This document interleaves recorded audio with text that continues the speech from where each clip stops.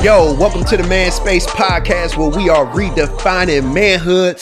I'm your host, Kyle Torry. And listen, man, we are doing a little something different, man. I am rebooting the podcast. You know, I was loving what we were doing, man, but I felt kind of just led to switch things up a little bit, man. As time has gone on, as I've gotten feedback from all of my listeners, man, I thought it was best to bring in some more voices. So I got my boy Matt Phipps in the house. I got my boy Akeem Box in the house. Hopefully y'all will welcome them, man. They are going, this ain't just no guest situation. You've seen them on earlier episodes. They are here to stay. But I'm gonna let them go ahead, man. I'm kicking it over to them, man. Anything they want to say. Cause Matt, you're gonna be the one leading us off today. You're gonna be hosting today, man. So I'm turning over the reins to you. Yeah, for sure. I appreciate you first and foremost for having me on here and like seeing my voice as valuable enough to just put a mic in front of me. Honestly. But before we begin, I guess I want to ask you, like, in this second, I guess we'll call like second iteration of like the ManSpace podcast, what was the reason why you felt like you needed to bring a couple of the voices on permanently? Yeah, man. So it's a couple things. One, y'all know I got this group. So, some of y'all don't know who are listeners. A lot of y'all do. So I basically got this group called Man Cave, right? And this was basically something I created with I feel like as I was talking to men, as I was hearing from them, which two things came out of like hearing all the issues and things that they were dealing with was like, man, one, we need a space to be able to just hear voices, right? So I'm like, man, I want to be that voice. Because as I look on the internet, man, I just felt like, man, it was a lot of people talking. And bro, it's like gender wars and just people just talking like crazy stuff with all the toxic masculinity stuff, like forget women, you know what I mean? Like I didn't time out for all that. You know what I mean? I wanted to have voices that spoke directly to men who kept it real and were honest and vulnerable and all that. But the other thing that came out of some of the feedback I was getting from guys as I was talking to them was me creating that group. And when I created that group, I thought it was gonna be like 8. You know, it was like 8 guys, you know what I mean? But they told they boys ended up being like 20. Now that, you know, my last deal we just had a couple weeks ago, it was like 80 dudes, right? So, and as I've done that, one thing that I've always told them is I don't feel like one man has all the answers on manhood. Like I just don't.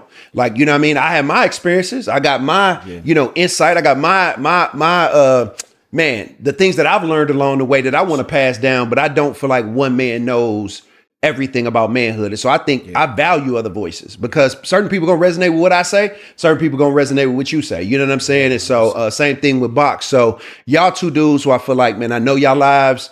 We friends. I done seen y'all, grow as men, all the things, man. And so I value y'all opinion, man. Y'all have been able to have impact in other people's lives.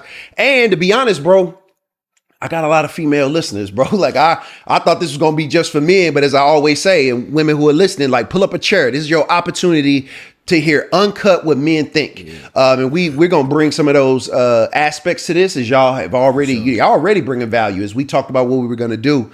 But yeah, man, that's really the reason, bro. Based off of kind of where I am, I felt like I didn't feel like it was fair for me to be the only voice that I'm platforming. So yeah, that's dope. That's dope. Speaking of your women listeners, man, I think they would like appreciate this topic that we're talking about today a lot. Pursuing women is that pursuing women. And what that looks like, women. All of what goes in and out of that. I heard you got gangs. Yeah, you heard it wrong, bro. You heard it wrong. I heard you got game, bro. Real basic, real easy. What does pursuing a woman mean to you personally? I just feel like men like that. That's what we built to do. You know what I'm saying? Like it's in our nature to pursue in general. Right. And so when it comes to women, man, it's like in a lot of ways for me, like a female, like I feel like God created females, like they like the prize, you know what I mean? And so I feel like they're to be, handled a certain way, respected, cared for, but also I think they should feel valuable. You know what I mean? And so I think that those are the things when I think about pursuing a woman, my thoughts is, are you making her feel pursued in a way that's healthy? Where she feels cared for and she doesn't feel disrespected.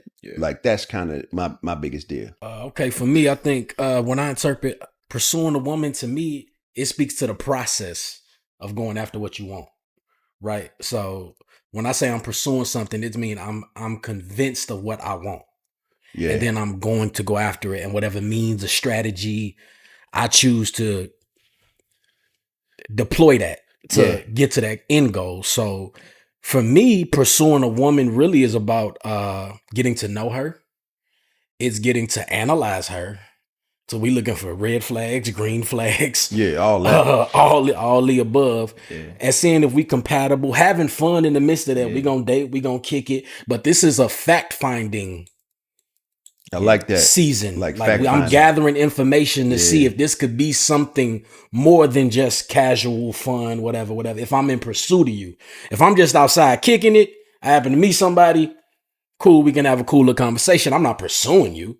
We just talking. But if I know, hey, I'm interested. I'm trying to now I'm in pursuit of that. Question though, like what do y'all say to the cats, even the women who feel like they might be being pursued, but the guys who aren't really convinced on this particular woman, but that's just like playing around, I guess. If that makes sense, you know what I mean? Like, what do you say to that person? Like, it depends on who you saying I'm talking to the man or to the female. Because I have to get, and what I do, man, I give a lot of advice. I got a lot of females in my life who ask me questions about men, all the things, you know what I mean? And so if I'm talking to men, I say one thing. If I'm talking to ladies, I say another. Sure. You know what I mean? Because I'm trying to help them to understand, like, ain't no I say this on my podcast all the time. Like, ain't no classes for this, bro. Like, cats is just trial and error. You know what I'm saying? Like, ain't nobody teach me exactly how to pursue a woman. You know what I'm saying? And so that's why men are horrible at it. You know what I'm saying? Just being honest with you when it comes to women, because here's the reality: men's perception versus female perception is completely different. Yeah. Like when I talk to females, they be like, men suck at pursuing. You talk to men, they feel like they killing it at pursuing. You know what I'm saying? So what do you think the disconnect is because women, no matter how crazy we can say that the gender wars is, women, especially black women, bro, like they protect male egos. They do. Break that down. Stay there. What they do. Mean? Yeah. They protect male egos, bro. Like they are, in a lot of ways, they don't tell men how they really are coming off or how they are really feeling about a particular situation. Now, if we're in a relationship, they might complain. If they're in a relationship, they might, X, Y, Z. But when we talking about the actual pursuing, bro, a lot of times they just want to be pursued. Is that doing part to like a woman having a fear that like she might miss out on this man if she would bring up some stuff that she isn't rocking with? Or like... Yeah, that's what I was getting ready to say. Yeah. They just want to be pursued. So in a way, it's just like, I'm just going to have to take what I can get. Because I don't want to with somebody. Absolutely. And we got to be honest that a lot of the male ego, a lot of it is fragile. Yeah. They can't handle the truth. Or they don't handle the truth well. This is fragile, period. Yeah. Straight up. That's real. 100%. So a woman can be interested in you, but also critique you. Yeah. Without it being a threat to you. Yeah, for sure. Yeah. And so some of the things I've seen as far as I don't like to generalize, but a lot of men can't handle that feedback. Yeah. The best case scenario is they shrink away. They can't handle the rejection. Worst case scenario, that's where we see women getting disrespected, getting called out their name just because she ain't want to give you her number or whatever it may be. Yeah. So, which is crazy. Okay, like what you said. As far as if I'm talking to a man, be direct. Tell her what you want. Tell her why you here. If I'm her, if we in the beginning stage, I'm just trying to get to know you right now. Hey, if I'm interested in you, we passed the beginning stage. I'm interested in you. And now I'm trying to see if we compatible, could this be something more? Yeah. Or we've been rocking for the past 3, 4, 5, 6 months. I'm really into. I think I want you to be mine. But at each level, no matter where you at, you be direct and you be honest. Yeah. And women respect honesty. And you might be surprised how many women you might be more attracted to if you just tell them what you want from the jump. Even if you just trying to be casual. Yeah. And sometimes men could lie or try to be on a sneaky strategic when, bro, the truth would have got her. Facts. Straight up. I tell cats all the time that, but go ahead, my bad. No, you good. Go ahead. You got something to say? No, go ahead. Yeah, like I agree with that. Like the truth will do the work for you. But what I'm gonna say is gonna lead us into my next question, because even in the truth of me telling women like, hey yo, like this is what I want or didn't want from the jump, it kind of like afforded me an out when I felt like I didn't want to go this far in the first place. So for instance, if I told a woman, hey, I'm okay with being casual, but I was okay with sleeping with her, and then she got like a little bit too involved, more like than I did, then I would be like, all right, it's okay for me to like give her back out. Yeah. So like my next question is like, what are like some of the ways that you guys like learn this the hard way? You know what I mean? Like, what are some of the pitfalls or the hurt that y'all put women through in order to get this thing right? You know what I mean? I'm gonna say I learned a long time ago that feelings don't follow rules. No. So we can say, don't follow this logic is either. Like this is it don't follow logic either. Yeah, straight up.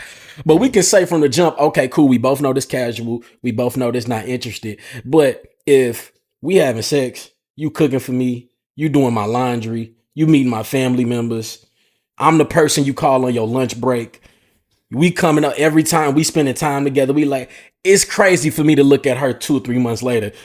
I said it was just like, you think that's crazy, but cats will stick to that. But that's what I'm saying. Cats be pulling the conversation like it's nothing. And that's why I say like feelings don't follow rules. And I don't believe men, we are emotional. So don't get it twisted. We just as emotional women, but we got a thing to where we can kind of compartmentalize a little better. Yeah. So we will, I've done it. Hold on to that. Well, I told you on November 1st, 2021, that it was this, but you can't ignore the actions because actions speak louder than words. 100%. Yeah, bro. Like I mean, learning it the hard way. Like the reality is, man, and what we're talking about, man, almost to a point where like we're almost past pursuit at this point. Like we didn't caught something. You know what I'm saying? Like in our minds, we didn't caught a thing. She trying to lock us down, you know what I mean, for marriage or whatever, long-term sustainability or whatever. And we in Cash trying to keep it casual. I've been in that situation. I think for me, what I had to learn was like, man, bro, like, do I want to be a person who plays with people's heart? And what that had to remind me of was like the first time I got played. Now, I think every man remember the first time he got played. Now, maybe it's some of y'all superheroes out here who ain't never had a chick break his heart. Or we gonna probably be talking about that next episode. You know what I mean? But maybe y'all some of these superheroes who never felt pain. But the reality is, for me, I was like, man, dog, like I don't want to be that person, man. I don't want to be making people feel a certain kind of way. The other thing I had to learn was, even with, you know, as a believer, like I was like, man, you know what? I need like this physical aspect of it. Like I need to try to remove that. You know what I mean? Like say yourself for marriage, you know, at church and all that, you know, all that stuff. You know what I mean? So one, as a dude, that's hard to be trying to do in general. You know what I mean? Now, women like it, like hearing like, oh, you trying to say yourself? Oh, I got me a good dude. You know what I'm saying? Like all that kind of stuff. But you know, the reality is that's hard. That's a hard life. Even if you trying, that's a hard life to pull off. Right? You know what I mean? And most cats ain't even on that. But for me, what I learned was I don't know if I told this story before. It was a girl I was messing with, bro. And I was starting to pursue her, was kind of feeling her. We started, you know, kind of seeing one another, dating a little bit, start messing around. I said in my mind, you know what? Like, I'm having thoughts like, man, maybe I'm going to propose to this girl, marry. I mean, this was kind of a quick situation. I was just kind of, in my mind, digging her. Like, for real digging her. I'm trying to get, reality was, I just was like, finally with somebody, I had gotten the mindset, I'm finna get serious. And so the first girl you with, you like, this must be gonna be it. It was really more that immaturity, right? So anyway, so I'm like, man, you know, we 2 months in, I'm already thinking about marriage and all that kind of crazy stuff. So anyway, I said, you know what? I told her, I'm like, man, you know what? Let's cut out the physical for a minute. Like, let's just cut it out. Dog, do y'all know? Didn't lie. Within 48 hours, 48 hours, I was like, me and this girl have nothing in common. Like our personalities don't match. She happened that weekend, she happened to come hang with my boy, my friends, like hit that girl, like whole deal, like double that kind of stuff. Dog, it was the most awkward. Yeah. She was just sitting there, just like not fun, not engaging. And I'm like, dog, 2 days ago. Yeah. I was under this thought of like, we finna, you know what I'm saying, get married, get serious about this in this kind of way. But the reality was, even that physical can be blinded, man. So when I talk to women today, man, I'm like, listen, bro, like since you trying to lock them down by being physical, and the reality is, you know what I mean? How about y'all cut that out and hold off on that and see if y'all really like each other? See if that's really, you know what I mean? But the women, again, I tell you, bro, all the time, man, like they're in situations where they're like, if I'm not doing this, even if they don't want to, if I'm not doing this, then he just gonna leave me and to go to the next person. Right. You know what I mean? So yeah. I like a couple of things you said. Before we move on, one, it sounded like we saying like, number one, like even men like do themselves a disservice by like inviting the physical in and like clouding your judgment for like anything real or long term with a woman. You know what I mean? Like Absolutely. You think you killing it in the street because you got XYZ, you cracking them all and all of that. That's cool. But like, what is that doing to you? Like in the ways that you just ain't aware of. You know what I mean? Absolutely. Then also you said like you didn't want to be the person that kept playing people. I think that was for me. Like my heartbreak was the result of a divorce, and like with the pain that came from that grew like the conviction of like, hey yo, like I know I can't continue to pursue women in this same way. I literally gotta value human beings. Like women, cool. I need to value a human being that I'm interacting with. Absolutely. You know what I mean? And so for me, it was like, dog, like, yes, I want to continue to be honest, but I also don't want to like give like some false hope of like what is and what isn't. You know what I mean? It's like heartbreak is one of the biggest teachers, and I can attest to that for sure. That's real. I think that for me, it's like I never been a roster dude. I never been a dude that had a roster. I'm a serial monogamist. Yeah, I feel you. So, but what that meant was I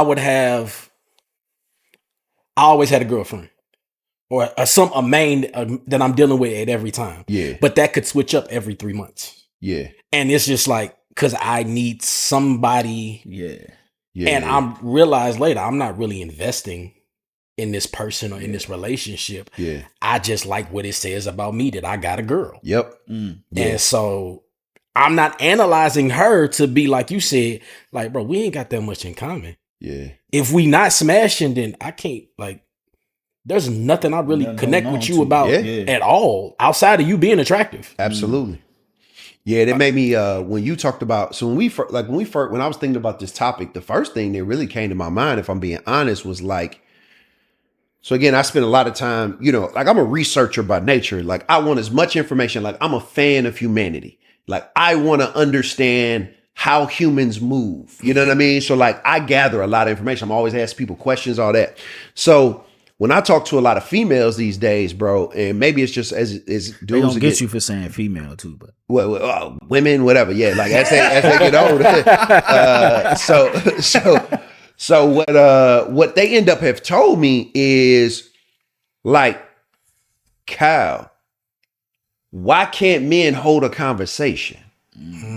Like they be like, when I go out and see a dude, he might even buy me a drink or ask me for my number, but that's his like that's what he's equating to pursuit. Yeah. Like he can't have a conversation. There's no conversation. I'll be here with my girls all night, or I'll go do something, and a dude either will not say nothing to me, or if he's gonna say something to me, he's just asking me directly for my information, Instagram, phone number, or he'll just say, hey, can I get you a drink? And then get you to drink and have nothing to say. It's like, get you to drink and then ask you for the number. They be like, man, why can't men and why won't men talk?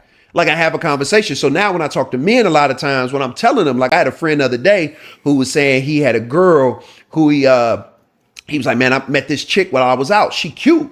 Like she looked nice. I'm like, that's dope, bro. I'm like, y'all talk? He was like, yeah, we chopped it up. I got her number. Okay, here we go. Right? He said, I got a number. I was like, I was like, okay, so what happened? He said, I texted her and said, can we go on a date? I'm like, okay, that's dope. You showing initiative. So he's like, yeah, I took her out. I'm like, how was it? He was like, oh man, I loved it, man. She was a good vibe, man. I actually connected with her. I thought she was cool. I'm like, I bet. What happened after that? He was like, nothing. What you mean, nothing? I'm like, when was that? He was like, oh, that was Friday. I'm like, it was like Tuesday. I'm like, have you texted her? He was like, I mean, have you called her? He said, nah. He said, I texted her like yesterday. I was like, you text her? He's like, yeah. He's like, man, I'm just not a phone dude. I'm like, a phone, bro. I'm like, bro, that's an excuse. Like, what do you mean you're not a phone dude? Nah, bro. I said, bro. And I told him, I said, bro, what I find from women all the time is that they talk about how men can't talk, how they will not call them. They will only text them, how they'll just take them out. But like, it's not a lot of conversation, bro. I said, if you're really interested in her, bro, pick up the phone. He was like, nah, bro, I don't think I can do that. He was like, man, I don't want to be sitting and just on the phone. I'm like, nah, bro, but that's a part of you like somebody having conversation. Like, yeah, I know you want to see him face to face and had a conversation, but talk to him on the phone, bro. That's going to help her to know that you're really interested. And it's going to separate you from other dudes. Saw him like 2 weeks later. He was like, hey, he came up to me. I ain't saying anything. He came to me. He's like, hey, Kyle. I'm like, what's up? We super. He was like, hey, bro, I did what you said. He was like, I called her. I was like, you hit her up? He's like, we done been on 4 dates, bro. He's like, man, I'm really digging her, bro. Thanks. Wow. Okay. I'm like, that's crazy. You know what I mean? So my encouragement to the men out there, listen, man, like if you're going to, like, it's not hard. Just walk up to a female. Don't ask her for a number. Just talk about general conversation. Hey, you know, what's your name? Okay, cool. Where you from St. Louis? Or you from wherever you from? Oh, cool. What do you like to do? Like, what do you do on the weekends? Like, how do you like to spend your time? Boom. What's your favorite restaurant? Like, just have normal conversation, bro. Like, and when, hey man, you hear that new so-and-so song? What you think about that album? Like they're regular people. They just want to have conversation, man. And so, and have stimulating conversation. They done got dressed up, did all this stuff to go out, and then don't nobody talk to them. Right. Bro, buying a drink is the easy part. Yeah, that's the easy part. To say something? Nah, I was gonna say that's cheat code number 1. If you can hold a conversation, you have a major advantage over damn near half the male population. Absolutely. In this current generation of men. Yes, bro. Like that was my bag. Like I was like, who raised you niggas? That was my bag. Facts. I'm a 90s baby. 80s baby was raised in the 90s. Facts. So being on the phone, yeah. And we go back before social media, so you might be on the phone with somebody you ain't seen her right in real life yet. Yeah. I got her through the conversation. Yeah. We've been on the phone for 2 or 3 hours. Yeah. She already digging me. She don't know what I look like, but she already every other nigga. You know what I mean? So talking to an attractive woman, whatever level of attractive she is, can be intimidating. Yeah. But when you just able to just talk to her like a normal person. Yeah. And when you take it to the next level, because human nature, we like, most people like to talk about themselves. Yeah. Start asking her questions about her. Yeah. Past what's her favorite color? Where you come from? Yeah. How were you raised up? What you like to do? Yeah. Like, boo wop. And she more infatuated talking about herself, but damn, he really interested in me. Yeah, them questions, bro. But you know what I'm saying? Yeah. So I agree. I think that's the part of this podcast, even in this episode in particular, that like that'll benefit the men. It's like we can sum this up in 2 words: be you, be you. Like if I'm a NBA prospect, and I'm looking to get drafted, and the easy part is for me to play basketball. They love me for that. Yeah. Like the media, that's the part of the job that I have to do. I can't be like, I'm not a media dude. Like, no, it's written in my contract. You know what I'm saying? Like, we got to do those things. And I say that to say, like, pursuing a woman, it's not about you. You know what I'm saying? It's about you in a way, but it's more so about what appeals to them. You know what I mean? So we can't be like picking and choosing off of a whiteboard to say we'll do this, we'll do that. Nah, it's catered to the particular woman that we trying to pursue. I want to ask this because it's probably my favorite question, and we won't get to the next one. But like, how has culture, like in particular, like shaped the way that y'all view this, and how y'all have done this? Like, how has culture done that? I do think it did a disservice because it treated women like a commodity. As far as, okay, it don't matter. I'm literally just going off who attractive. Yeah. I'm not analyzing anything past that. So I can just move on to the next. And that culture and the validation comes from, all I need is one. I just need to get one. And if I get 2, if you really attract them, you get 5 or 6 of them out of 10. You great, but you looking at it from a space of, seeking validation by just collecting women like trophies or whatever it may be. And I can say the culture, aspects of our culture promote that. You the man, you that nigga. If you got, how many you got? You was with her last week. Now you with her. Yeah. She blowing up your phone. Mm-hmm. You him. And getting back to that culture of valuing monogamy, valuing marriage, valuing protecting and providing for one woman or a family. Like our culture breeds, at least in masculinity, how much money you make, how many women you can get. That is what esteems you or gets you status as a man. Yeah. And that ain't the way. Growing up, that was the way. Yeah. And that was the culture setting part. But yeah, I would say I allow culture to affect so many things in my life that I had to abandon culture. And what I mean by that is like, I'm just at a place in my life, man, where once I got to a certain space, I'm talking about profession, like decisions I've made, I learned that, man, a lot of things that I was taught, a lot of things that just came natural in my community was like destructive.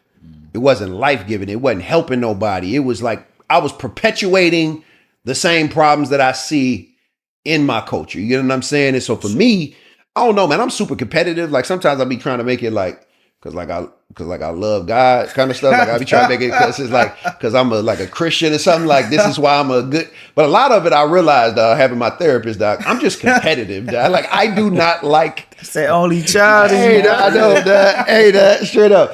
I think a lot of it's competitive. Like in my brain, I'm like, man, I don't want to be like everybody else. Like I want to rise above. Like if ain't nobody else gonna rise above, I'm gonna rise above. Like I'm not finna be on with everybody else on. You know what I'm saying? And when I get here, I'm gonna help other people get here. You know what I mean? Like I don't mind being the first person to go step up and go do something. You know what I'm saying? So for me, it was like, yeah, I see the way the culture's working and women are complaining about it. How can I set myself apart? Well, I ain't finna be the dude because I'm a frat dude. Like you talking about numbers. Like, bro, that was just, it didn't even matter the numbers. It was just like, it got to a point where it was just everywhere. It was everything. It's just what it was, bro. It wasn't even hard no more. You know what I'm saying? So like, cats wasn't even counting. It just was what it was. So when I chose to start making some changes in my life, you know what I mean? My thought was like, man, dog, like, let me be the one, even that's in my fraternity or whatever, let me be the one that's different. Like the expectation is going to be, I'm going to be this way. But it's nothing better than a person having an expectation to see you one way and then they get to know you and you completely different. They like there's so much more depth to you. You caring, you concerning. Like it was taking things to another level. And I'm like, man, bro, like this ain't even hard. This is actually more who I am. Yeah. Like I'm only doing this other stuff because that's what the culture say it is. I'm actually not an ignorant person. I actually am not a person who like to hurt people. You know what I'm saying? I'm actually a dude who's a serial monogamist for real, you know what I mean? But like, so let me just lean into that. Women like it. It actually makes people, females, they friends be like, girl, you need to be with him. Like that's actually, he a catch, he a good dude. Yeah. You know what I'm saying? Like that's what I ended up being on. Yeah. Yeah. Go ahead. No, I was going to say you, because you just triggered the thought. Another piece of the culture and kind of tying also to the question we just answered before this one was that, authenticity in our culture and the culture of just growing up, whatever time you grew up, performing. Yeah. A lot of y'all men out here are performing. Absolutely. You're not being who you are. No, you're not being yourself, dog. And you're being with the expectation of the culture. A part of pursuing women is knowing your strengths and your weaknesses and being true to who you are. Like me, I can tend to be a little more, like I said, my bag is on the phone. Yeah. So I'm great in isolation. ISO 101. That boy, ISO. Hey, clear out. I'm ISO on here. Unite, that's your bag. That's my bag. That's your bag. I would have homeboy, but I could be. This boy Kyrie is what he said. He said Kyrie in the lane. Nigga, move out the way. I got it, bro. But that's what I'm saying. So I know that I want to get her on the phone. I want to get her in a situation where we can talk. Yeah. And we're going to have a substantive, in-depth conversation. Yeah. I can tend to be a little more introverted. I'm a more laid back, chill type of dude. Yeah. I'm not the life of the party type of guy. Yeah. I had homeboys, he the life of the party. He gonna have everybody laughing. That's him. Yeah. But then I remember when I was younger, I see her looking at him. I want to be that. I want to start acting like a look. Nigga, that's not you. No, it's not. And you look corny now because you're trying to be who you not. I know you ain't landed yet. Are you about to land? Because I want to ask a question before. Oh, no, you good. I'm just saying, be authentic. So, what do you say to the cats that are more like you? Y'all got two different personalities. Completely different. Super outgoing, super extrovert. Extrovert, all that. He come alive. You know what I mean? But you laid back, smooth. What do you say to the cat that's like you, that like is intimidated when he walk into a room full of women, and whose personality won't necessarily carry him to like ask whatever engaging question to like get a conversation flowing? Like, how do you get to the level where you can talk to a woman? How do you even get to the point where you can actually have a conversation with her? What does pursuing look like for you in the moment? You know what I mean? Yeah. And that's okay. And I say my history is I didn't do a lot of shooting my shot just at randoms. Right? I had targets. That boy say he said he was an ISO. Now he's the sniper. But no, when I say that, I say to me like I did it because my boys played the odds. Yeah. So I would do that to participate. Yeah. But more likely, I'm gonna deal with a woman that I'm around. We go to the same school. We work at the same place. I'm gonna get to see you. Yeah. We gonna build up some kind of familiarity. So you not the dude just walking into a I'm not just gonna see you at the gas station and just boom. Yeah. I don't know nothing about you. I don't know. Telling women that first conversation, bro. I be what you want. Bro. I be telling women this all the time, man. Like, you want to find a good dude? He probably at your job. He's probably around you right now. Yeah. He's probably the dude on the outskirts who's just around you, who you ain't really thinking about, giving you that energy, right? Yeah. What you're looking for is when I get dressed and go out, show me the most attention. And the problem is the dude who got a mouthpiece enough to walk up to you and talk all that talk. Did that three times already that night. Absolutely. So he got all the options. He probably not gonna take you seriously. You know what I'm saying? But the dude, like what Box is saying, bro, that what you saying is so key, man. I be trying to tell women that, bro. The good dudes, typically the dude who has watched you, saw you, and if he come up to you or have a conversation with you in that kind of environment, he probably done his research. You know what I mean? But go ahead. Absolutely. That's come to people watching. Yeah. Because I'm a little more introverted. I'm more likely to sit back and observe how you move, how you carry yourself.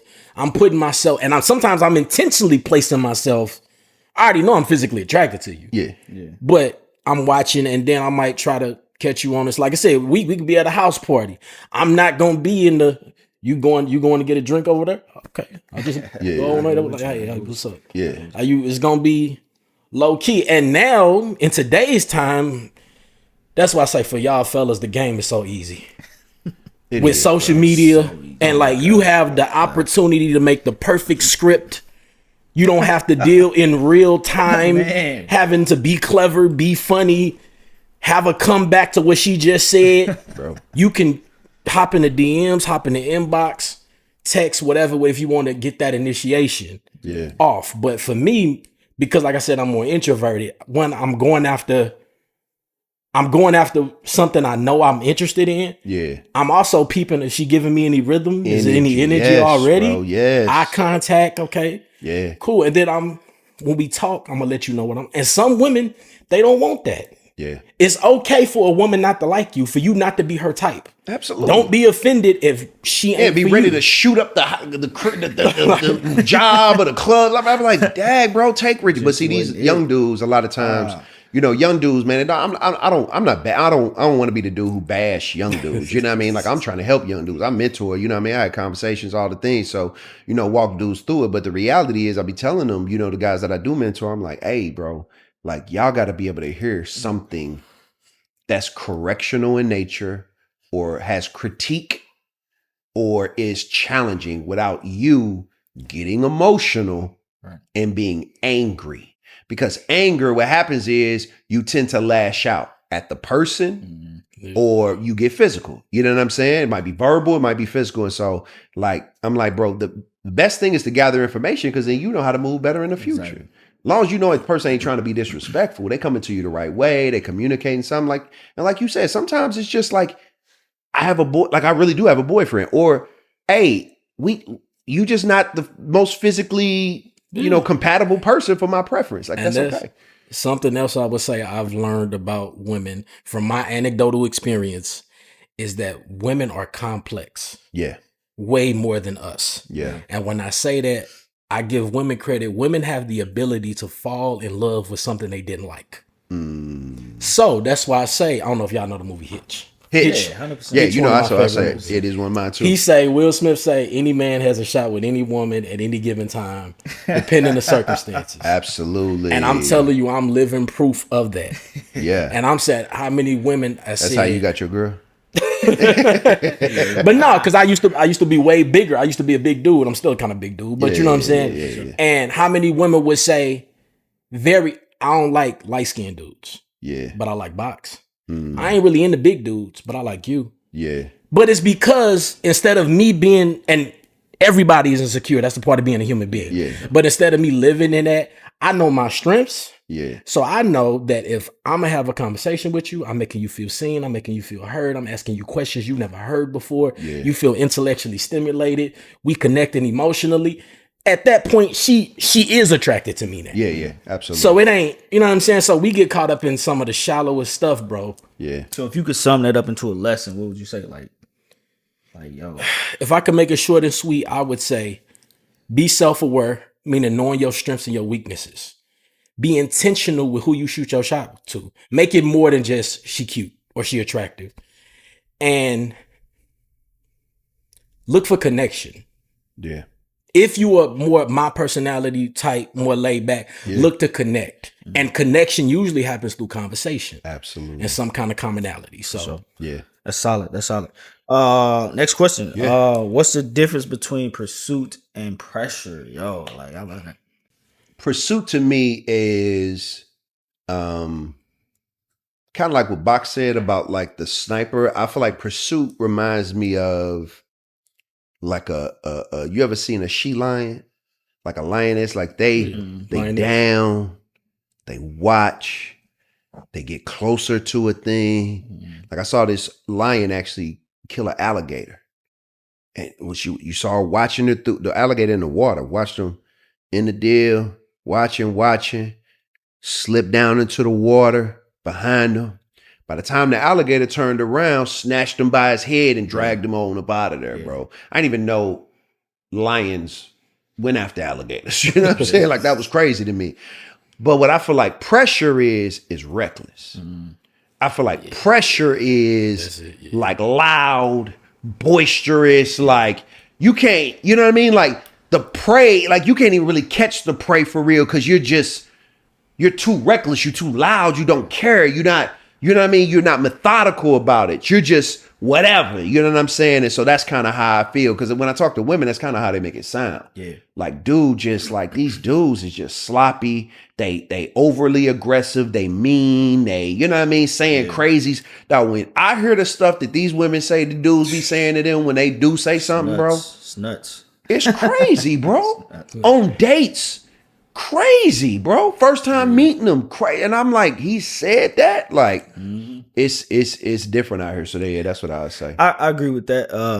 I hate to keep talking in like sports analogies, but it instantly made me think of like a defensive coordinator drawing up a play for like a scrambling quarterback. Like they would draw up a play for like what would it be, like a spy for like the middle linebacker to just move whenever the quarterback moved versus like a blitz. And to me, the blitz speaks more to like the pressure, going in, zero breaks, not really concerned about the reaction, but just more so about what you're doing. Whereas like the pursuit and the linebacker is like, hey, whenever you move, I will. So it's always just constantly like checking the temperature of the person that you're pursuing. That's dope. You gotta constantly get green lights. You know what I'm saying? We see a green light and then it's just go time 100%. We gone. No, dog. There's different type of green lights, bro. You got the circle, you got the pointer. You know what I'm saying? You gotta constantly get reassurances that you ain't stepping out of bounds with this lady. You know what I mean? And so when I think about that, that's what I think about. I think both of what I said, and I think the difference, like you said, when pursuit is more intentional. It's more strategic. It's tactical. Pressure is just brute force.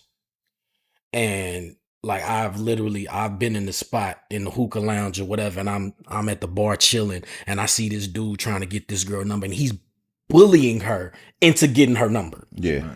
Like you in her face, she can't go to the bathroom. It's like, what you on? Yeah. And he called that applying pressure. Yeah. Like, bro, no, this is harassment. You a creep. Yeah. You feel me? But so for me, pursue it, whatever the goal is. It could be I want them career goals. It could be a marriage goal. I'm pursuing something. That means I'm being intentional about how I go about this. Yeah.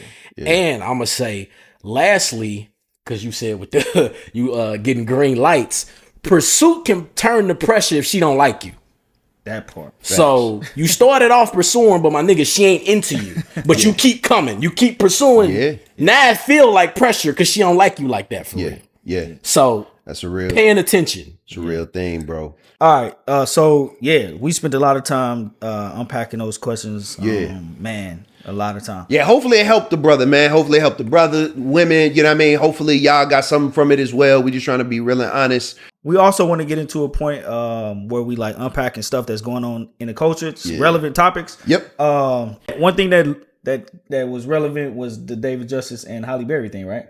Yeah. Like tell them like what happened, because you brought this to me that I ain't know nothing about it. Okay. But then I look on the internet, I'm seeing like, oh yeah, it didn't got a crazy. Okay. In case you missed it, David Justice, the world champion baseball player from the Braves, he went on the All the Smoke podcast with Matt Barnes and Steve Jack. Yeah. And in case you didn't know, he used to be married back into Halle Berry. This was like 1993, 94. So this was like 30 years ago. Before half of y'all was born. Yeah. Yeah. And he talked about their relationship and why it didn't work out. And some of the things he said, this sent the internet streets on fire. What'd he say? Like I saw what he said, but I was really trying to understand why everybody was upset. Like, okay, if you watch the full clip, basically he laid out at that point, he was him. David Justice was him. Back then he was him. I'm not even gonna lie. That when I was coming up, he was Dave a superstar. Justice was the man. And this was the beginning of Halle Berry's acting when she started to take off a little bit. Yeah. But she wasn't who she is. She wasn't now. Halle yet. Yeah. But she was getting little acting roles. But anyway, they got married, they met and they got married. One, he said that they dated for 5 months and then Halle actually asked him to get married. Yeah. Which he didn't really know if he really wanted her, but he didn't want to hurt her feelings, so he kind of just went along with it. You can't say that. Okay. That's first thing. Then so that was the first flag. Yeah, you can't say flag that. on the play. You can't see that. The second flag was like when they was with her, Halle didn't cook, Halle didn't clean. And from him watching her, he say he from the Midwest. And his definition or his example of a wife was his mother, who was more traditional. So Halle didn't cook, Halle didn't clean, and he said he didn't get the motherly vibe from her, so he couldn't envision himself having children with her. Oh wow! She didn't get off those motherly instincts. Yeah. Do Halle got kids now? Yeah, she got 3. Oh, okay. Now the thing was, he said that, but he also, in more context, he said that he wished he had knew about therapy.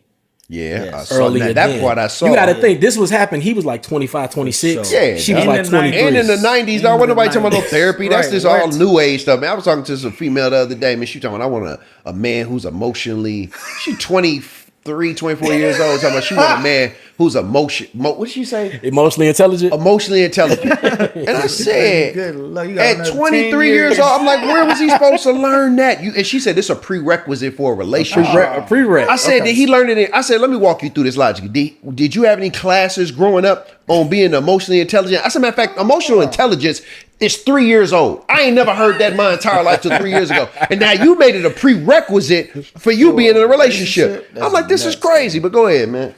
But so no, exactly. So he said he think they could have made it. That they maybe if he was a different type of man in that period of his time, he believed Halle really did love him, but they were young. He had a very narrow view of what a wife was. She didn't fit that, and so he really just got married to just not disappoint her in so many ways. And of course, this offended a lot of women Then you got the dudes, the manosphere. They ain't they no woman that can't cook and she can't clean and all of that. So that's the gist of it. Okay. Very gender war-y. This is gender war. I can see. It's a lot there. Number one, I feel like well, let me ask you a question. Go ahead. I'm gonna say that because Kyle married, I'm married. You in a committed relationship? I'm married. Nah, that boy married. Hey, coming soon. Hey, I don't know if y'all know the big announcement. My boy just got married. That boy got real slick with it. You know what I'm saying? Wow. Cats ain't even know. Yeah. So congratulations to my boy. Give it up for my boy. Yeah. Shots on word. Okay, that's what's up. All right, so we dealing with 3 married men here. Yeah. With all different experiences. Yeah. Let's get to the shallowness part first. Do you require your wife to cook and clean? Is that a requirement or expectation you have in marriage now, or did you have it before marriage? Hey, bro, go on, mess it up. Go ahead, bro. Go ahead, hang yourself. Get yourself in trouble. I'm gonna look over here. Don't look at me for no help. The only requirements that I have in a relationship is for a woman to be anybody, dog. Friendship, any relationship is to be like accountable. You know what I mean? And some level of like emotionally aware. Like that's pretty much it. Like we can work and teach all the other stuff. Like none of that stuff is like off the rip like a requirement. The shallowness part of it is obviously like men saying that women belong in the kitchen and like that's their duty or whatever. Man, like you come in my crib, like I love to serve my wife by cooking. Like that's my bag. That's what I do. Like that's your bag. That's one of the ways I show love. You feel me? I literally absolutely. Like leaving her. I'm going to the grocery store. No cap. Like I love doing that. As far as cleaning, bro, I'm a clean dude by nature, so I'm like not looking for somebody to like clean up after me. So all of that is just old rhetoric that I feel like, man, like is was birthed in like the 60s or even previous generations where it was like this is what women were assigned. Men go earn a paycheck, come to the crib, and you go lay down or whatever and wait on your meal. I don't operate like that, dog. Like I didn't really see my parents operating like that. My mom taught me how to cook and clean. And it served me well, dog. Like I was self-sustainable when I became an adult. I'm not looking for a woman to check off those boxes for me. It's a lot more I could say, but I'll just leave it right there for right now. Oh, you was asking me? Nah. So man, you know what? This is an interesting question because it's not I feel like I wouldn't be being honest if I just gave you an answer of what I believe now. Facts. You feel what I'm saying? I grew up in an environment. I'm from the Midwest, like Dave Justice. Like I grew up in an environment of like a single mom and a bunch of aunts. You know what I'm saying? I'll give you an example. My wife died. we was engaged. We both moved back home for like the last 3 months before the wedding just to save on bread because we was getting a house. So we both moved back with like a family member for the last 3 months to save on bread. We was out our leases at our apartments because we had separate apartments. All that like, well, hey, we're going to save this money for the wedding. So I'm staying with my aunt. Now, I used to live with my aunt back in college as well. So like, you know what I mean? I've had variations where I stay with my aunt. My aunt is my grandmother's sister. My grandmother passed away. Her sister never had kids, so I became like her son or grandchild. So when I used to go to school and stuff, bro, I would come home. Now, I never asked my aunt to do this, bro. When I come home, all my clothes would be ironed, folded, and hanging in my closet, bro. Here's the crazy thing. With plastic around it. Like... And it didn't go to the cleaner. Dry cleaning service. She, like it was dry cleaning. She did it. It didn't even go to the dry cleaner. So this was like what I'm used to having. You know what I'm saying? Like she clean. You know what I mean? Now when I was young, I used to clean up my mom. You know, home I had chores, stuff like that. You know what I mean? My mom be trying to act like I didn't, but I did. But with my wife, so we finna get married. My wife come over my aunt house. I didn't even see the interaction. I was upstairs doing something, whatever. My aunt's in the kitchen with the old school ironing board, ironing my clothes. I'm not paying no attention. This is just what happens in this house. You know what I'm saying? I get in the car. My wife, I could tell at this time, my fiance, I can tell she ain't feeling something. And I'm like, what happened? Like, what's up? I'm like, you cool? I'm like, what's up? Energy off. Yeah. She said, listen here. I'm going to tell you one thing. I'm like, dang, like, what? I ain't even done nothing. Like, I'm like, what's up? She was like, your aunt just said to me, while she was ironing your underwear, I hope you're ready for this. Trigger. Hey, dog, I was like, hey. She said, I will never sit up in a kitchen and iron. Who irons underwear? Is what she said. Who irons underwear? Then she got on me. Why you got that lady that old ironing your clothes? You know what I'm saying? Like, oh, no, she was. Because he ain't do that. Yeah, he just came into the court and got to an argument. She said, so I'm hoping that your expectation ain't that we finna get married and I'm doing X, Y, Z. And I'm like, hold up. I ain't never, I'm defending myself. I ain't telling my aunt to do it. She old school. This is what she do. Like, you know what I'm saying? Like, I ain't saying a word. Like, you can't blame me. You know what I mean? So anyway, that was just a funny way to enter marriage. So shortly after we get married, my wife gets pregnant. Like, she get pregnant. We married. She gets pregnant like month 4 of our marriage. She gets pregnant. So within like a year and a half, we already got a kid. She had a real tough pregnancy, bro. And it was like, she was trying to work, but she was sick. So I literally called her a job. She was like, babe, I don't know if I'm throwing up, like it's bad. I said, babe, that job is stressing you out. The doctor already said you're having more of a high risk pregnancy. Go home. You ain't got to work no more. I said, go home. Like at that time, it was going to make it crazy tight, but I'm like, I don't want to lose my child, dog. You know what I'm saying? Like this is my first year. All I wanted to be was a father. I told her, go home. I'll take care of the bills. We're going to figure it out, right? She comes home. Now, again, coming from that, my thought was, she at home, like, nobody told me that I didn't make no mandate, like, you got to do this. Right. I just thought that's just what you do. You know what I'm saying? So in my mind, we never really had no conversation about like, babe, I need you to wash my dishes. I ain't even that type of person. But I think I did have just a general walking in of like an expectation that those things, that she was going to cook and that she was going to clean. I would help, but I just thought that's in general what you did. Now, being in that environment, what I also learned was like having a conversation with my wife was like, nah, this is a partnership. Like, I can't expect you just to be doing all the, you know what I'm saying? I ain't no cooker. I'm gonna tell you right now. But we had conversation of like, okay, I'll do this, I'll do that, which turned into more of a team. She's like, babe, I can't just be doing everything. Like, cool. And I'm like, I work you at home, but like, I get it. Like when she was explaining, I'm like, to be honest, what it sounds like, especially once we had a baby, I'm like, you're never off. Yeah. Like you taking care of the house, you taking care of a kid. I come home, I want a break. Like, when are you actually getting off? Right. But when you go to sleep, it starts over tomorrow. So what that kind of did was kind of humbled me in like a reality of like, that ain't cool. You know what I'm saying? And so we turned things into more of a partnership. So and similar to you, I think what I would shoot David Justice some bail for is that like he kept saying in all of the clips that I saw was like, yo, like this is stuff that I learned at this point in time. This is how I operated at this point in time.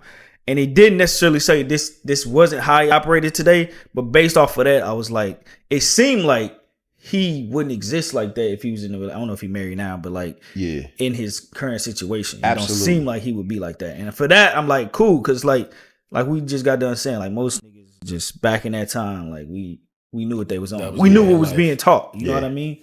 So, when I talk to couples, I actually have them. Like when I do mentorship with couples, like when I sit down with them, I actually bring it up as one of the things that like before they get married, like, hey, no, what we need to do is look at your house, look at all the things that go on to run the house, and we finna distribute those responsibilities now. I don't want y'all getting married and coming in with these expectations like I did where you just don't know. Talked about you know what I mean? Or you come off like a chauvinist and don't even know because that's just all you know. You know what I'm saying? So like we go through, I'm talking about we go to each room and we come up with a plan. What's all the things in this room? Okay, what's the difference between clean up and straighten up? I'm a great straightener. Hey, yeah, you know what I'm saying? Yeah, absolutely. You know what I'm saying? But what do we mean by that? Because I can say I cleaned up the room and I come in here and be like, you ain't cleaned this room, you straightened it up, but you ain't cleaned it. You know what I'm saying? So like, I'm trying to keep couples from arguing about any of this stuff. And the reality is, if y'all can all, like, hey, maybe like you, I'm more of a neat freak. So I'm going to do it anyway. So let me do that. Let me straighten up. We'll clean up together. Right? So I'll straighten up this room, we'll clean up. But that also means since I'm straightening up most of the house and we'll clean up together, maybe you take over just doing the dishes. Like you always do the dishes. Baby, hey, if I ain't never got to straighten up a room, I ain't even got to think about it.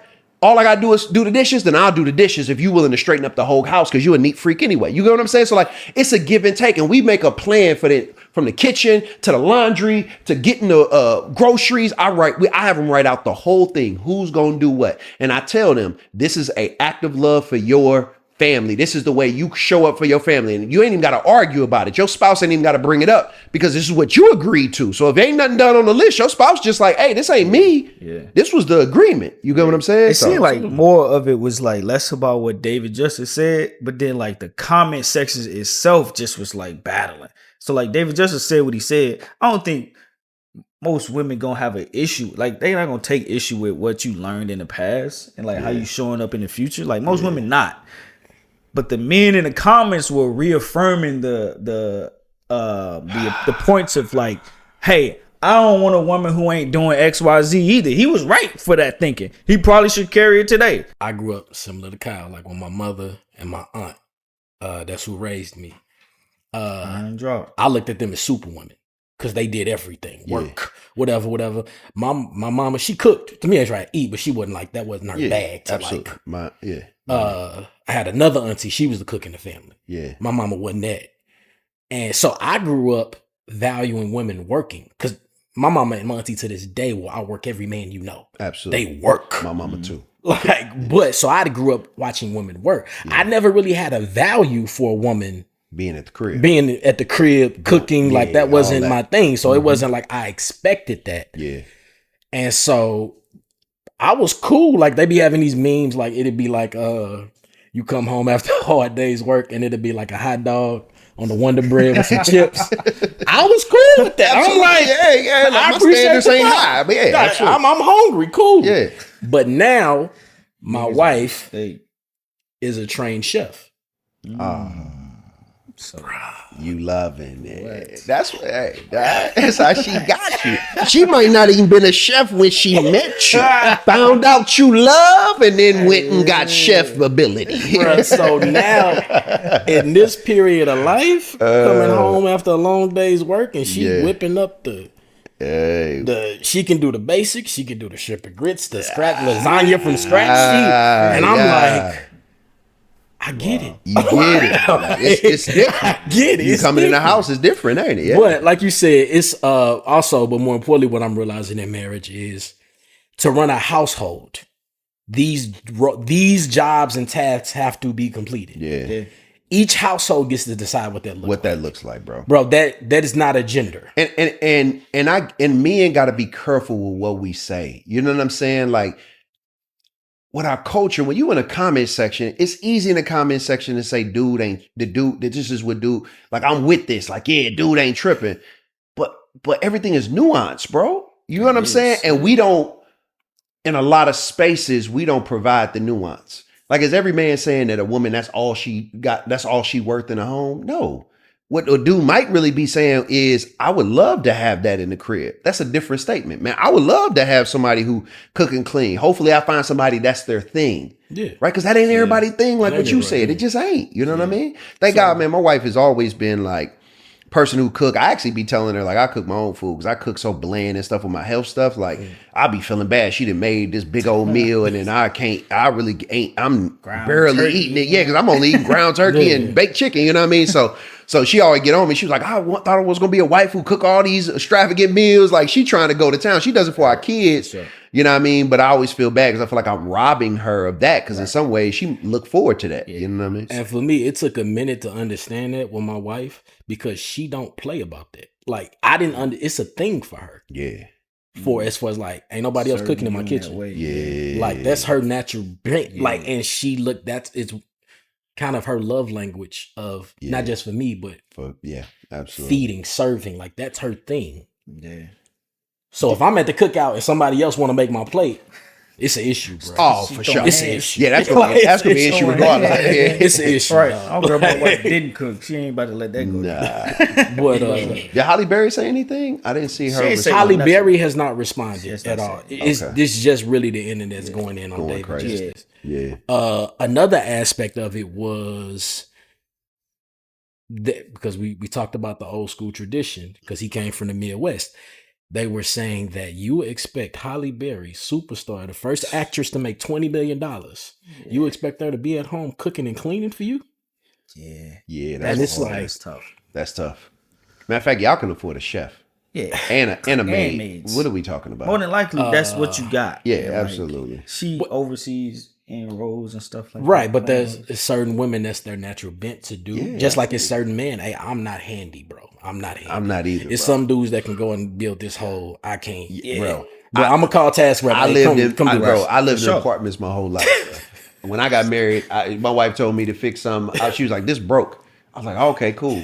I'm like, we call how do we call a maintenance man? Like, how do we, like, what's the maintenance man? Like, cause we got a house now. We got a maintenance man. Like, how does this work? Like, she was like, no, you fix it. I'm like, what? Bro, my girl's sister, my wife's sister, FaceTimed her today. It was like, do Matt got a tool kit with a battery because I need it for XYZ? We on the highway. I'm like, hell no, I ain't got that. And I'm the manliest man around. What you talking about? Make it feel so. I'm like manliest and like, no, I ain't got that. What you talking about? I'll call somebody else for that or rent it. Absolutely. I don't need that. Hey, that's not why I pay the triple. I'm a AAA member. Yeah, call the number. I'm doing that. I'm not doing that no more. But, I'm in the ball. I mean, but this how women sound. Like, you're not assigning these traditional tasks. But they do it to us, and it be, you know what I mean? In these situations, be feeling a certain way with a cat that assume that about them that's too. True. You know what I mean? I will say about the other standard because he said like traditional. Yeah. Like all of our parents, we have a certain age, so we're seeing mother and grandma. But we living in a different time. But women get into the bag. Yes. Oh, they black women specifically. Black women specifically. Yeah. So that traditional model, I think we do a lot of romanticizing of the past. Yeah. As far as like grandma and granddaddy was together for 50 years. And it's like, you don't know if they was totally cool with that. Like the way it was going, it was just the times. Yeah. A woman was being discriminated against in the job she could get, and women couldn't open bank accounts until like 1978. Bro, that's crazy. Like it's crazy. So now you got women who are now this is challenging men to adapt. Yeah. And fellas, you need to bring something more than just a paycheck.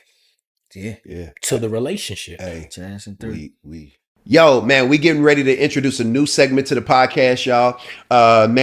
Ladies, I've been listening to all the females that have been following me, the ones I'm having conversations with who's heard about the podcast, and just conversations in general. What's basically what came out of it was, and I think one of y'all actually brought up the idea, but I was like, man, I've been having that a lot. Was like, women was like, man, I want to be, when you go, what they said was, when you gonna have a female on the podcast? Like, when do we get to ask the questions and get to hear the things, you know what I mean, that y'all want to say? And I'm like, man, that's crazy. And I think one of y'all brought it up. So what we chose to do is we got a new segment where women that have submitted questions that they want to hear men answer.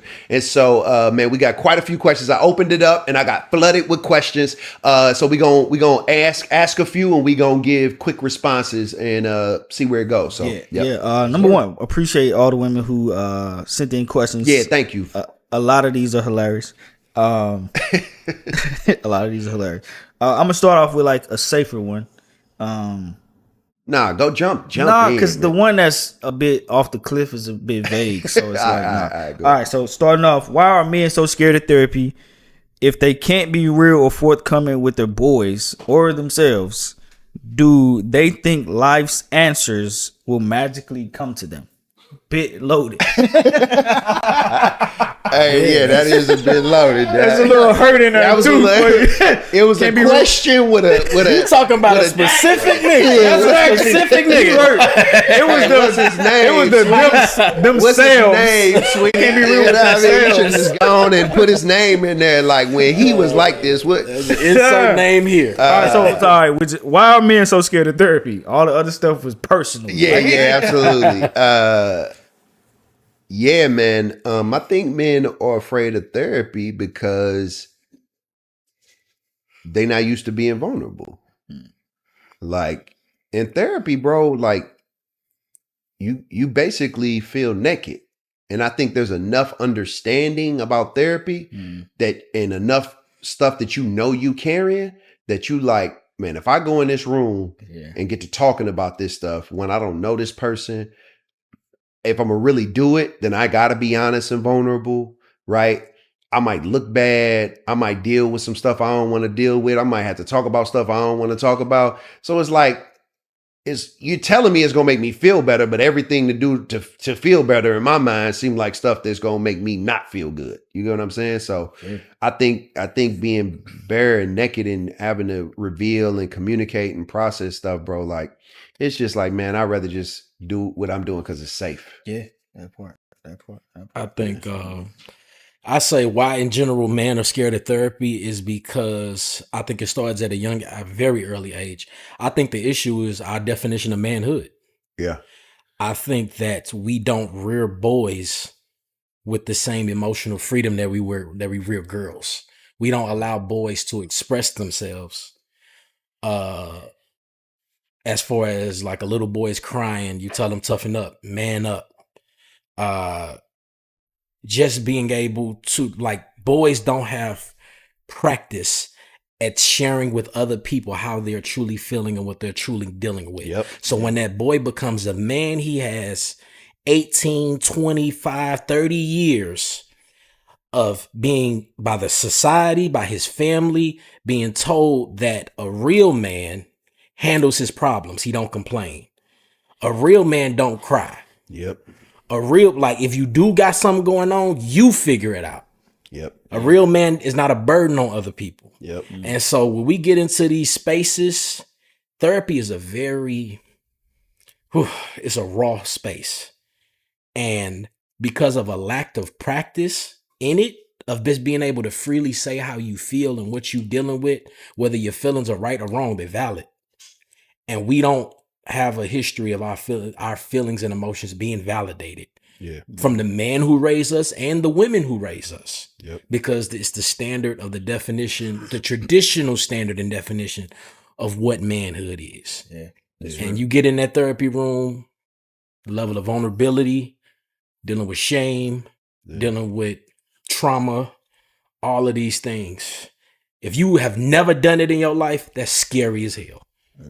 Yeah. So, yeah, I'll add that, like, it's still like stigmatized, like even in this day and age where it's like become trendy and a lot of buzzwords have formed around it. It's still stigmatized to it being only for women and rich people. And I think it take a lot to like reach a group of people that's from these parts of the world, are like so opposite parts of the world. So we think about a man and therapy, dog, like it's going to expose like parts of you that you never would have thought to like discover on your own. And so like it's connecting a lot of your life, you know what I mean? Which is in most cases, at least for me, it was like defined by pain and hurt. And those are the stuff that I felt comfortable burying and never visiting again, dog. Like I ain't want to go to those places. I'd have made it past it. Why I want to dig that you know up? what I mean? Like I did the hard part of like making it a distant memory. And so like the ignorance is obviously like what keeps us from it, and thinking that like the victory is in burying it, but like confronting it and facing it, those are the things that free you up. You know what I mean? They free you up. And so it's still a lot of work to be done around the language of therapy before we even get butts in the seat. You know what I mean? So that's what I would say. But yeah, no, it's good. One thing I will add to this though, fellas, I would say I think a lot of women they ask why, and I ain't trying to put words in their mouth, but I think one of the things that they want to know though is like, like, how can I get my guy to go to therapy? You know what I'm saying? And like, how would you answer that? Like, how if you were talking to a female and she got a dude who she like or who she has in her life, and like she trying to get her dude to go to therapy and he not feeling it because of those fears? I would say on the how, pointers? Because I truly believe that going to therapy has to be a personal choice. You can't manipulate, you can't bully or pressure somebody into going to getting that type of help. You don't know what kind of trauma they coming from, what they dealing with, hiding, what shame. But I will say what you can do is be a safe space. As far as let him know that you're safe to talk to. Let him know that you're going to therapy and what it's doing to you, what it's doing for you. Encouraging him. Opening up, you showing vulnerability and asking for his vulnerability. These are all the steps till you get to that place. And I would say pushing him in the community with other men who have or are doing it. Yeah. Invite him to Man Cave. Invite him to Man Cave. Yeah, I'm dead serious. Like, that's one of the reasons why I created it, bro. Because I know a lot of dudes won't go to therapy. But I've had so many dudes who come to Man Cave. I had a dude, numerous times it's happened, but I had a dude tell me like, bro, I'm only here because my girl told me about it. Absolutely. And like, she was like, come.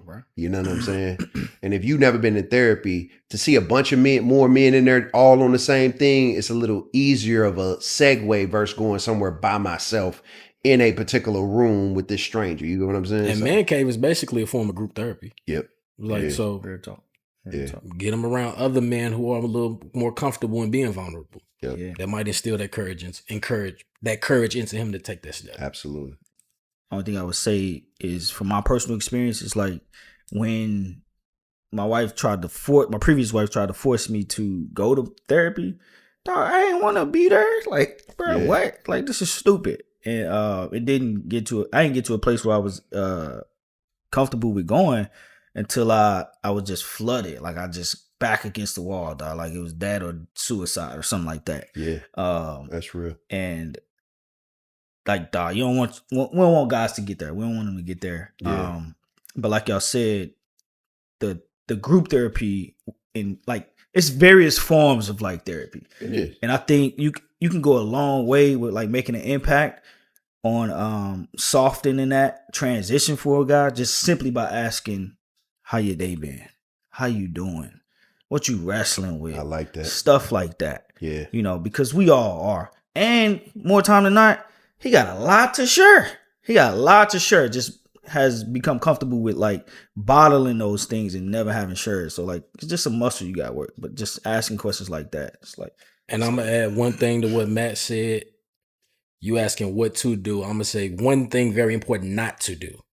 If a man chooses to open up to you, do not weaponize or use what he shared with you, especially if it's something sensitive or vulnerable.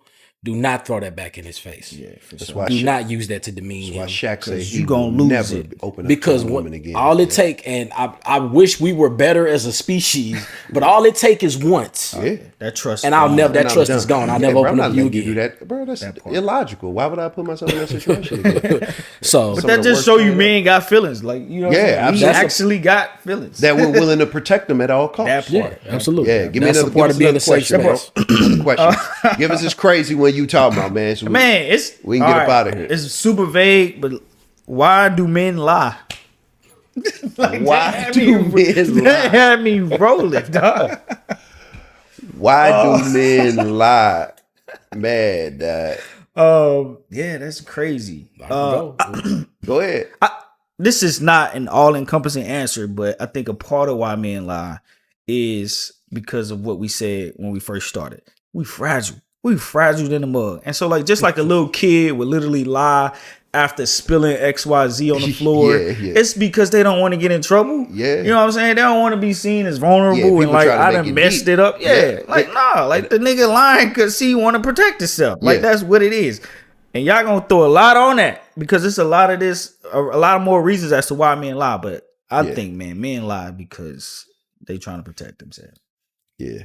I say, yeah, pretty much what you said is that I used to think back in the day, you only lie to people you scared of. If I ain't scared of you, I ain't got to lie to you. Yep. That was the tough guy. It's like, no, I lie because I don't want to deal with the shame. That part. I don't want to feel like a failure or a disappointment to specifically somebody I care about. Yeah. Or that I know the weight of the expectations when you're trying and striving to be a good man, the weight of your failure. Yeah. You would rather lie and hide it than deal with that uncomfortable feeling of I failed the person I love or I disappointed you. Or even if you ain't shaming me, I'm already shaming myself in my head. And that's just gonna stay there. But that's a big reason why people lie in general, but definitely men do. Yeah. I'm gonna answer the question, but I'm not gonna answer the question. First thing I'm gonna say is you picked a liar.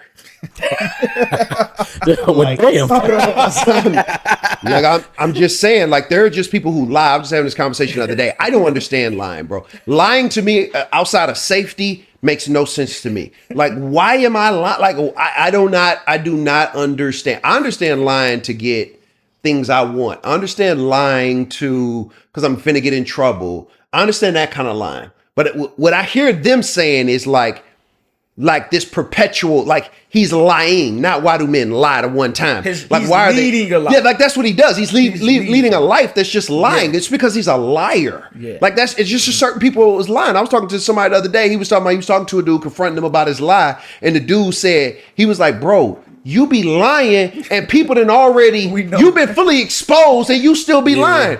And he said, he's like, bro, all in your life you do this. And he said, the dude said to him was like, I don't know no other way. That's crazy. Like, I don't know how not to lie. You know what I'm saying? And that's because cry with that nigga right there. But I'm saying in some ways, like that's just real. A reality of certain people's lives. Like sometimes there's just a liar, and I'm not looking down my nose at that person, but that's just who they've done it for so long that's all they know to do. That's how they conduct their lives, is in lie. That's what they speak, right? Yeah. But then you have on the other end, on why cats lies, because they're greedy, right? So I'm lying about the relationship. I'm lying and sneaking behind your back because I don't know how to control my appetite. Like, I don't just want you, I want other people. But I want you, and I know I can't keep you and be 100 with you and still be able to do these things. So I have to lie to you because I want you and I also want them. So that I can have both, I lie. So that's another reason, because sometimes the person that you picked is being greedy. The only other thing that I really want to say about lying in general is maybe you're not a safe place to tell the truth. That's a bar, yeah. Like maybe you're not. Maybe because telling you the truth, you've responded in ways that are so uncalled for, hurtful, make him feel like, so that he doesn't feel like he's dealing with the deal. Like, if I tell her this, I'm left out there. I'm left out there. I'm gonna be her. I'm gonna be. It could be a mistake. It could have been something wrong. It doesn't have to be I'm cheating. It could be anything. Because you shamed me. You've disrespected me. You made me feel small. You made me feel like I'm worthless. You made me feel like I'm the dumbest person on the planet. You know what I'm saying? Yeah. So now I'm lying, but so I don't have to deal with your mouth. I don't have to deal with how you make me feel. You get what I'm saying? And so a little bit of that, what I would say is the ultimate, like if I was to give the ultimate picture, and I think that the way, again, because I'm a believer and I just believe it, like the Lord's way is the best way, like unconditional love wipes out lying.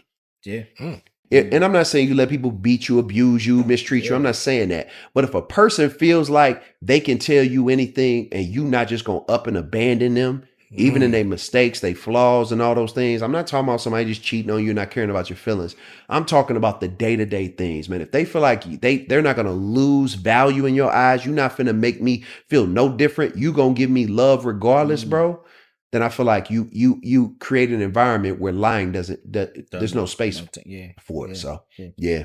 That's real. That's real. I feel like that was a sufficient mic drop to end this very first relaunch of the podcast. Yeah, man, I appreciate y'all, man. This has been great. Man, hey, everybody tuning in. It's finna be more of the same. Next episode coming soon. But hey, we need y'all to do us a favor, man. Maybe y'all don't understand this podcast, Instagram, all this social media stuff. We need you to go to our YouTube page, like and subscribe. Hear me again. Like and subscribe. On our Instagram page, we need you to like the page and follow us, okay? TikTok, like, follow us, okay? So listen, if you are a fan of the content, you want to continue to hear the content, you want to be able to get more of the content, we need you to like and subscribe and support the movement, all right? Holla at y'all. We out. Peace.